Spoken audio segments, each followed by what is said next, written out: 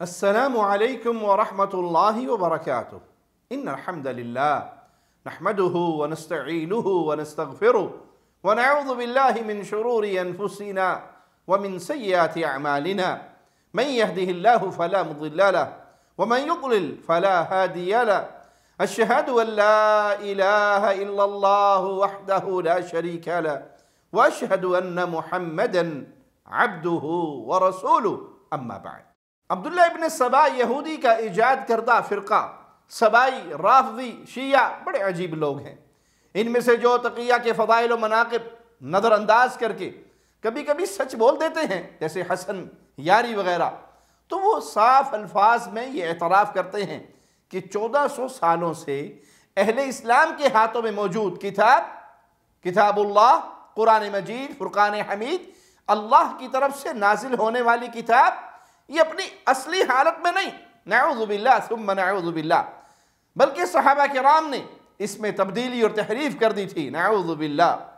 اور کچھ لوگ ان کے جو تقیہ یعنی جھوٹ کی چادر اوڑے ہوئے ہیں اور ان کے باطل خیالات کے مطابق مناسب وقت پر یعنی جب 12ویں امام کی آمد ہوگی تب سچ ظاہر کریں گے، اس پالیسی پر قائم ہے۔ وہ یہی جھوٹ بولتے چلے آ رہے ہیں کہ ہمارا اسی قرآن پہ ایمان ہے۔ اس پر ہمارے کافی بیانات موجود ہیں الحمدللہ، ان کی کتابوں اور ان کے مذہبی ٹھاکروں کی ویڈیوز بطور ثبوت آپ کو دکھا چکے ہیں۔ آج ہم آپ کو صرف ایک مثال دکھانا چاہتے ہیں کہ عملاً ان کا قرآن مجید پر قطعاً کوئی ایمان نہیں۔ ان کا ایمان و یقین ان کہانیوں پر ہے جو ابن سبا کی نسل ان کے بڑے گھڑ گھڑ کر ہلاک ہو گئے۔ قرآن مجید کی کئی آیات میں رسول اللہ صلی اللہ علیہ وسلم کے پاک باز صحابہ کی تعریفیں بیان ہوئی۔ تمام سبائی رافضی ان کے منکر اور صحابہ سے بغض کرنے والے اور ان پر لعن طعن کو اپنا دین سمجھنے والے ہیں، جبکہ قرآن مجید کی کئی آیات میں ابلیس شیطان کی مذمت ہے، اسے کافر اور جہنمی قرار دیا گیا، اس کو اور اس کی ذریت کو اہل ایمان کا کھلا دشمن بتلا کر اس کے شر، دھوکے، مکر و فریب سے بچنے کی دعائیں سکھلائی گئی۔ مثال کے طور پہ سورۃ بقرہ کی آیت نمبر 34 میں مولا فرماتا ہے وَإِذْ قُلْنَا لِلْمَلَائِكَةِ اسْجُدُوا لِآدَمَ فَسَجَدُوا إِلَّا إِبْلِيسَ أَبَى وَاسْتَكْبَرَ وَكَانَ مِنَ الْكَافِرِينَ۔ اور جب ہم نے فرشتوں سے کہا آدم کو سجدہ کرو تو انہوں نے سجدہ کیا، مگر ابلیس اس نے انکار کیا اور تکبر کیا اور کافروں میں سے ہو گیا۔ یاد رہے ابلیس فرشتوں میں سے نہیں بلکہ جنات میں سے تھا، جیسا کہ سورۃ کہف آیت نمبر 50 میں ہے۔ یہ واقعہ اللہ تعالیٰ نے مختلف صورتوں میں بیان فرمایا۔ سورۃ الاعراف آیت نمبر 12 میں ہے کہ اللہ تعالیٰ نے ابلیس سے پوچھا قال ما منعك الا تسجد اذ امرتك، فرمایا رب نے تجھے کس چیز نے روکا کہ تو سجدہ نہیں کرتا جب میں نے تجھے حکم دیا؟ قال انا خیر منہ خلقتنی من نار وَخَلَقْتَهُ مِنْ طِينٍ، ابلیس نے کہا میں اس سے بہتر ہوں، تو نے مجھے آگ سے پیدا کیا اور اسے مٹی سے پیدا کیا۔ بعض لوگوں کا شیطانی خیال ہے کہ یہ ابلیس کی شیطانی توحید تھی کہ اس نے اللہ کے علاوہ کسی کو سجدہ نہیں کیا، نعوذ باللہ۔ اس طرح وہ عقیدہ توحید کے خلاف اپنے دلوں کا بغض، جو چھپا ہوا بغض ہے، اسے نکالتے ہیں اور اپنی جہالت کا اظہار کرتے ہیں، جبکہ قرآن مجید واضح کر چکا ہے کہ ابلیس نے توحید کی وجہ سے نہیں بلکہ ذاتی تکبر کی وجہ سے اور خود اپنے من سے باطل قیاس کرتے ہوئے خود کو آدم علیہ السلام سے بہتر قرار دیا۔ ابلیس قیاس کرنے والوں کا سردار تھا، فرشتے حدیث کو ماننے والوں کے سردار تھے۔ اللہ کا حکم حدیث ہے، وہ حدیث آئی، فرشتوں نے سجدہ کیا۔ اللہ کی طرف سے حدیث آئی، شیطان نے قیاس کیا اور اپنے باطل قیاس پہ چلتے ہوئے اپنے آپ کو آدم سے بہتر قرار دیا کہ میں آگ سے پیدا ہوا اور یہ مٹی سے پیدا ہوا۔ رب کا حکم نہ ماننا یہ توحید ہے، یہ قطعاً توحید نہیں، اور اسے شیطانی توحید بتانا گھوڑا پرستوں، قبر پرستوں اور بعض جاہلوں کی شیطانیت ہے۔ اللہ انہیں ہدایت عطا فرمائے۔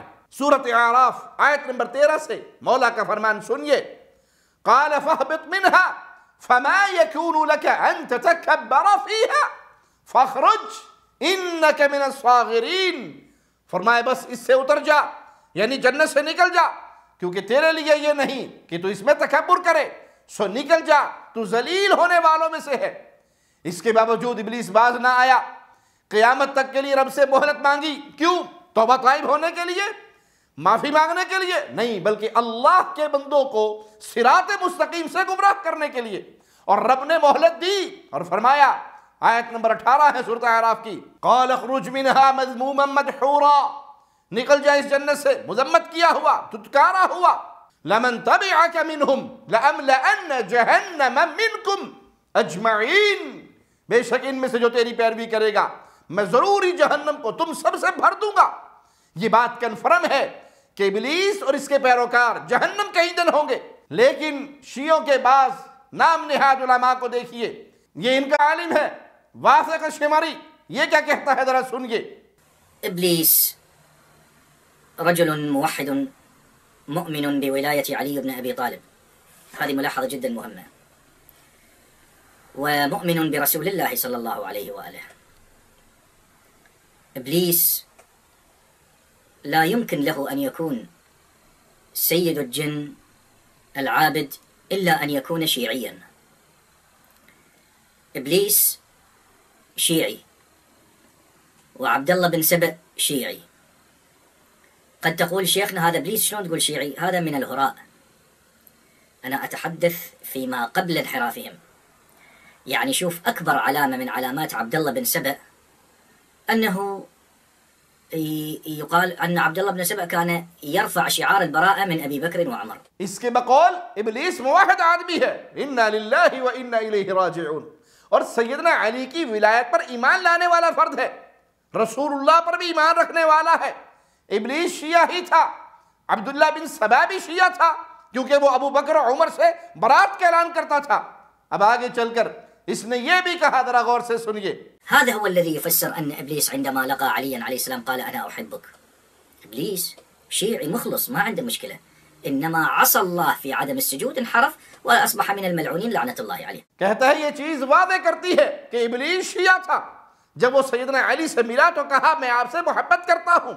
ابلیس مخلص شیعہ تھا، دراصل آدم علیہ السلام کو سجدے سے انکار کر کے ملعون ہوا، اس پر اللہ کی لعنت ہو۔ افسوس اس جاہل کی جہالت پر، ایک طرف ابلیس کو لعنتی مان رہا ہے اور اس کے باوجود اسی کو موحد اور مومن کہہ رہا ہے، حالانکہ قرآن و سنت کی صریح نصوص سے ثابت ہے کہ ابلیس ہی شرک و کفر کا سب سے بڑا داعی ہے، اور اس کی کوشش رہتی ہے کہ وہ اور اس کی ذریت وسوسے دے کر اہل ایمان کو کافر و مشرک بنا دے۔ اللہ تعالیٰ ان رافضیوں کو عقل سلیم عطا فرمائے اور انہیں اسلام و ایمان کی طرف ہدایت عطا فرمائے۔ رب کا فرمان بڑے واضح ہے کہ ابلیس پر تا قیامت لعنت رہے گی۔ مولا کا فرمان سنیے، سورہ صاد ہے، آیت نمبر 78 ہے، وَإِنَّ عَلَيْكَ لَعْنَتِي إِلَىٰ يَوْمِ الدِّينِ، اور بے شک تجھ پر یعنی ابلیس پر قیامت کے دن تک میری لعنت ہے۔ یہ قرآن حکیم کی واضح آیات ہمیں درس دے رہی ہیں، اور ان جاہل ذاکروں کا حال یہ ہے کہ اس کے بارے میں کہتے ہیں کہ وہ سیدنا علی سے ملا اور بڑا پکا شیعہ تھا۔ اللہ سے دعا ہے اللہ ان کو ہدایت نصیب فرمائے اور ہم سب کو دین اسلام پر، دین توحید پر قائم فرمائے، زندہ رکھے، ایمان کی بہترین حالت میں موت دے۔ اس حال میں مولا ہم سے راضی ہو، ہم اپنے اللہ سے راضی ہوں۔ اقول قولی ھذا واستغفر اللہ لی ولکم ولسائر المسلمین۔ ہر لمحہ قرآن اور سنت کا ترجمان، فضیلت الشیخ توصیف الرحمان۔